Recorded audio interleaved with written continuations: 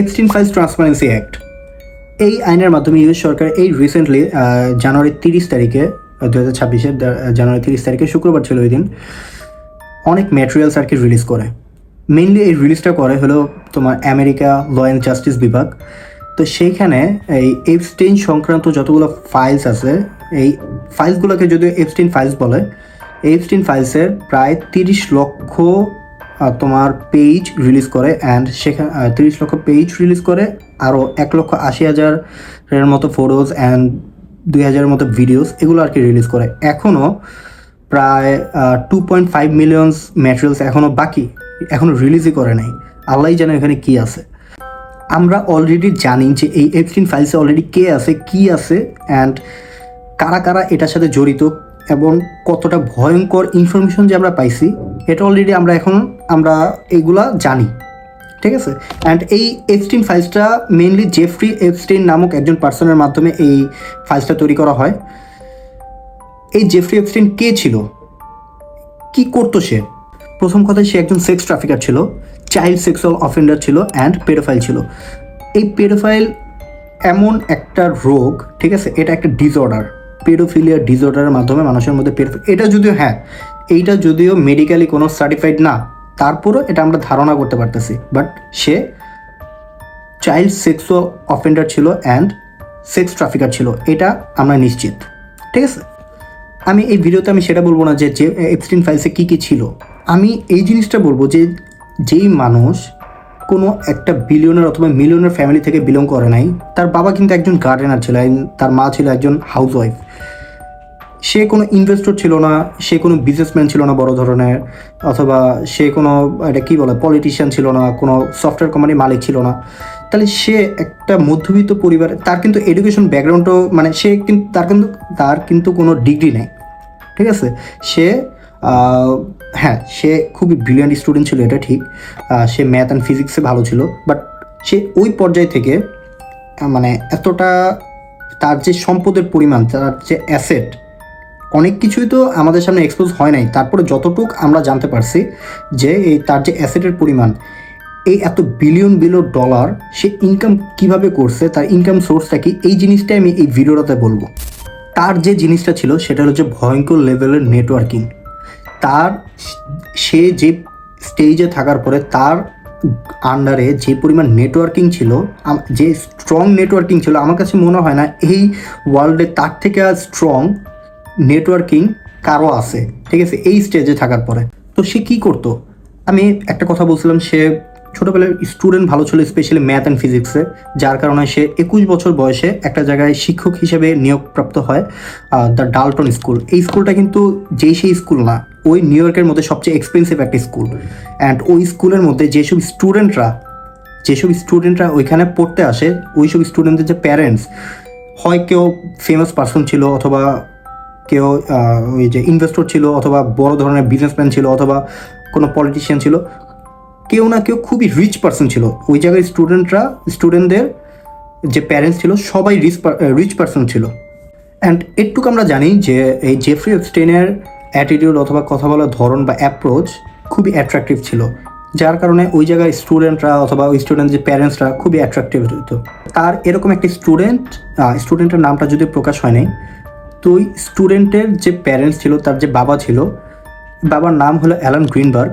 এই অ্যালান গ্রিনবার্গের একটা ব্যাংক ছিল, ওই ব্যাংকের সিইও ছিল অ্যালান গ্রিনবার্গ। ওই ব্যাংকটা ছিল হলো বেয়ার স্টেন, ওইটা একটা ইনভেস্টমেন্ট কোম্পানি ছিল, ইনভেস্টমেন্ট ব্যাংক ছিল ওই ওয়াল স্ট্রিটের। এই অ্যালান বার্গ যখন এপস্টাইনের সাথে কথা বলে, তখন সে মুগ্ধ হয়ে তার ব্যাংকে কাজ করার একটা অফার দেয়। ওই ইনভেস্টমেন্ট ব্যাংকে সে জুনিয়র ট্রেডার হিসেবে সে কাজ করা শুরু করে, অ্যান্ড সেখান থেকেই তার ওই ফাইন্যান্স জগতের প্রবেশ করা শুরু।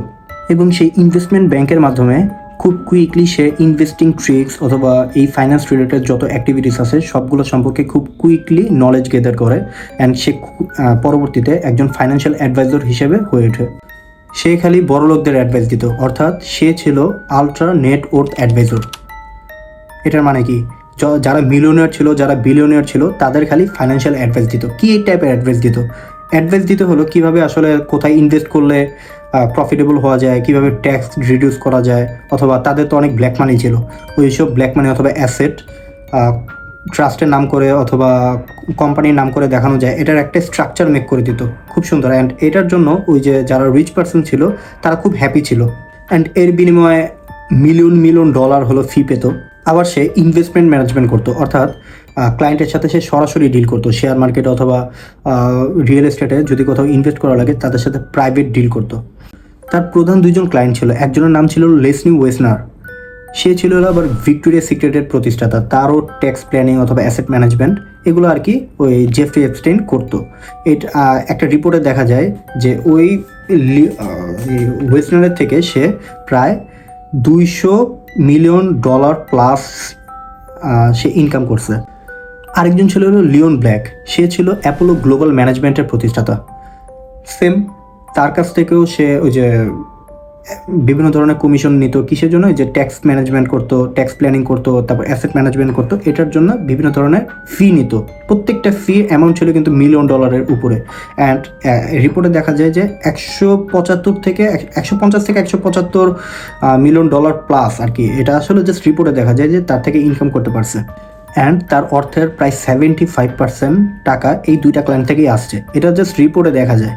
আরেকটা কথা বলি, সে কিন্তু খালি অ্যাডভাইস দিত না, অর্থাৎ সে অ্যাডভাইজার হিসেবে খালি কাজ করতো না, সেই কিন্তু ওই যে বড় বড় ক্লায়েন্টের ইনভেস্টমেন্ট অথবা ওই বিজনেসের পার্টনারশিপ হিসেবেও কাজ করতো। অর্থাৎ সে যে কোনো যদি কোনো অ্যাডভাইস দিত, এটার এগেনস্টে সে ওই প্রফিটের কিছু পার্সেন্টেজ সে কালেক্ট করতো।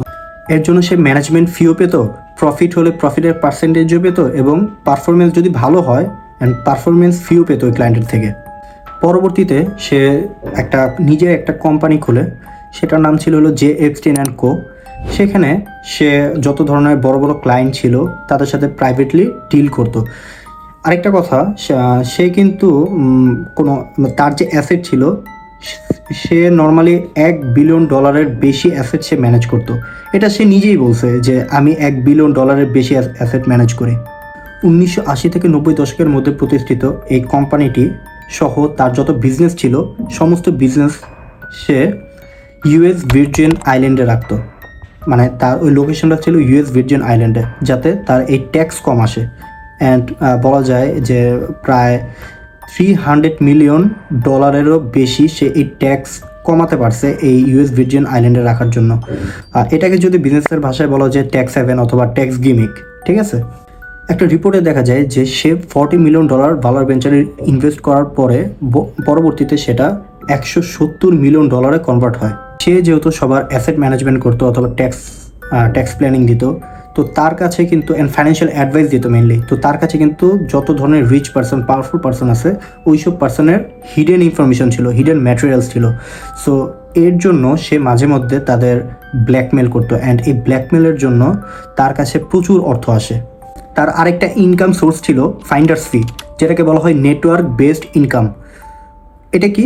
এটা হলো, মনে করো যে একটা বিলিয়নিয়ার আর একটা পলিটিশিয়ান, এই দুজনের মধ্যে কন্ট্রাক্ট করে দেওয়া। যেহেতু তার কাছে অনেক তার নেটওয়ার্কের মধ্যে কিন্তু সবাই ছিল, ঠিক আছে, পলিটিশিয়ান ছিল, বিলিয়নিয়ার ছিল, ফেমাস পার্সন ছিল, যে কোনো ফেমাস পার্সন ছিল। তো যেহেতু তার নেটওয়ার্কিংয়ের মধ্যে সবাই ছিল, সবাই তার পরিচিত ছিল, সো একটা বিলিয়নিয়ারের সাথে একজন পলিটিশিয়ানের যখন কন্ট্রাক্ট করে দিত, তো ওই কন্ট্রাকচুয়াল একটা ইভেন্টের জন্য সে তাকে ফাইন্ডার্স ফি দেওয়া হতো, থ্যাংক ইউ পেমেন্ট করা হতো, তারপরে এরকম টাইপের অনেকগুলো ইনফর্মাল কমিশন দেওয়া হতো, যেগুলোর কোনো রিটার্ন ডকুমেন্ট নাই। সে সবার অ্যাসেট ম্যানেজমেন্ট করলো, তার নিজেরও কিন্তু অনেক অ্যাসেট ছিল, লাইক নিউ ইয়র্ক মেনশন ছিল, ফ্লোরিডা মেনশন ছিল, অনেক ধরনের মেনশন ছিল, অ্যান্ড প্যারিস অ্যাপার্টমেন্ট ছিল, প্রাইভেট জেট ছিল, প্রাইভেট তোমার আইল্যান্ড ছিল, যেগুলো তোমার ইয়ারলি গ্রোথ রেট ছিল $8 মিলিয়ন, অ্যান্ড যেগুলো রেন্ট দিত, রেন্ট থেকে তোমার $2 মিলিয়ন আসতো পার ইয়ার। তার কিন্তু অনেক অফশোর কোম্পানি ছিল। অফশোর কোম্পানি বলতে, যদি তোমরা না বুঝো আমি একটু এক লাইনে বলি, অফশোর কোম্পানি বলতে নিজের দেশ বাদে অন্য কোনো দেশে যদি আমি কোনো কোম্পানি খুলি, সেটাকে বলা হয় অফশোর কোম্পানি। এই অফশোর কোম্পানি থেকে অফশোর কোম্পানি খুললে ট্যাক্স রিডিউস করা যায় বা ট্যাক্স কম আসে এখান থেকে। এই অফশোর কোম্পানিগুলো খুলতো কোথায়? একটা তো বললাম ইউএস ভার্জিন আইল্যান্ড, আরেকটা হলো ব্রিটিশ ভার্জিন আইল্যান্ড, কেইমান আইল্যান্ড, তারপরে পানামা অথবা দুবাই, বিভিন্ন জায়গায় বিভিন্ন ধরনের অফশোর কোম্পানি খুলতো, যার ফলে তার ট্যাক্স কম আসতো। তার কাছে যে আসলে কত টাকা ছিল সেটার একটা রিটেন ডকুমেন্ট কারো কাছে ছিল না, ঠিক আছে। সো মানে অফিসিয়ালি যেটা অ্যানাউন্স করা হয় সেটা হলো যে 560 থেকে 600 মিলিয়ন ডলারের মতো তার কাছে হয়তো ছিল, কিন্তু এটার এক্সপেক্টেড অ্যামাউন্ট $1 বিলিয়নেরও বেশি। যখন সে 2019 সালে মারা যায়, তো মারা যাওয়ার পরবর্তীতে এই যে এতগুলো সম্পদ, সবগুলো সম্পদ এক করা হয়, ঠিক আছে? যখন সম্পদ এক করা হয় এই জিনিসটাকে বলা হয় জেফ্রি এপস্টেইন এস্টেট। তো তার মারা যাওয়ার পরে এই টাকাটা কে পাওয়ার কথা? উইল অনুযায়ী সে লিখে রেখেছিল তার ভাই মার্ক এপস্টেইন পাবে, আর কিছু টাকা ট্রাস্ট অ্যান্ড ফাউন্ডেশনে যাবে। কিন্তু এখানে একটা সমস্যা হয়, এখানে ভিকটিমদের দাবি আসে এই টাকা অপরাধ থেকে এসেছে। তো তখন কি হলো? তখন কোর্ট হস্তক্ষেপ করলো। আদালত বলে এই পুরো টাকা, তার যে পুরো অ্যাসেট, এই পুরো টাকা পরিবারকে দেওয়া যাবে না, তার একটা বড় অংশ ফ্রিজ করে দেওয়া হলো। তা আদালত বলল আগে ভিকটিমদের কথা শুনতে হবে, তারপর তার এই অ্যাসেটগুলো বা তার এই নগদ অর্থ সব টাকা পরিবারকে অথবা ট্রাস্ট অ্যান্ড ফাউন্ডেশনে প্রোভাইড করা হবে। তো পরবর্তী বছরে 2020 সালে ভিকটিম কম্পেনসেশন প্রোগ্রাম করা হয়, আর যেটার নাম দেওয়া হয় এপস্টেইন ভিকটিম কম্পেনসেশন প্রোগ্রাম, যেখানে ভিকটিমরা সামনে না এসেও ক্লেম করতে পারতো যে সে কত টাকা অপরাধ, মানে তার থেকে কত টাকা ইলিগালভাবে নেওয়া হয়েছে। তো পরবর্তীতে 135 জনেরও বেশি ভিকটিম ক্লেম করে, অ্যান্ড ভিকটিমরা টোটাল রিপোর্ট অনুযায়ী 120 থেকে 125 মিলিয়ন ডলার আর কি ভিকটিমরা পায়। অ্যান্ড এই টাকাগুলো ওই এপস্টেইন এস্টেট যেটা বলছিলাম সেখান থেকেই আসছে।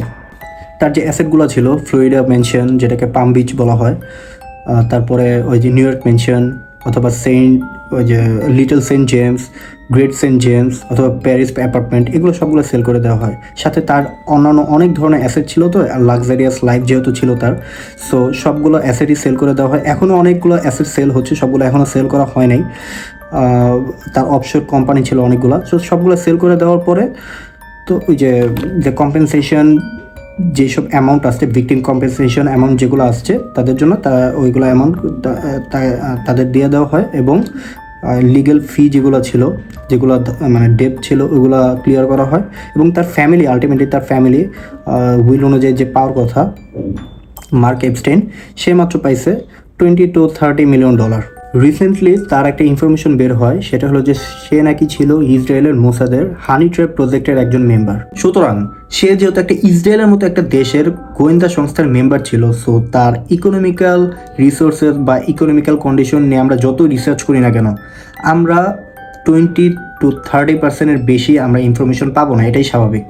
আপাতত এটা ক্লিয়ার যে সে এত সম্পদশালী হতে পারছে কিভাবে, যদিও তার এই সম্পদশালী হওয়াটাই মেন উদ্দেশ্য ছিল না। তার লাইফের মেইন উদ্দেশ্য ছিল নেটওয়ার্ক বিল্ড আপ করা। নেটওয়ার্ক বিল্ড আপ করে এই নেটওয়ার্কিংয়ের মাধ্যমে সবার কনফিডেন্সিয়াল ইনফরমেশন অথবা সিক্রেট ইনফরমেশনগুলো কালেক্ট করা, যেহেতু সে একজন মোসাদের এজেন্ট ছিল।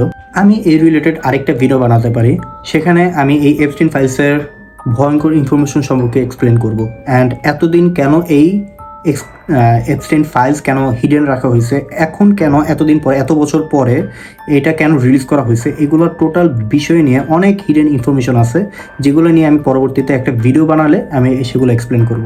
ধন্যবাদ।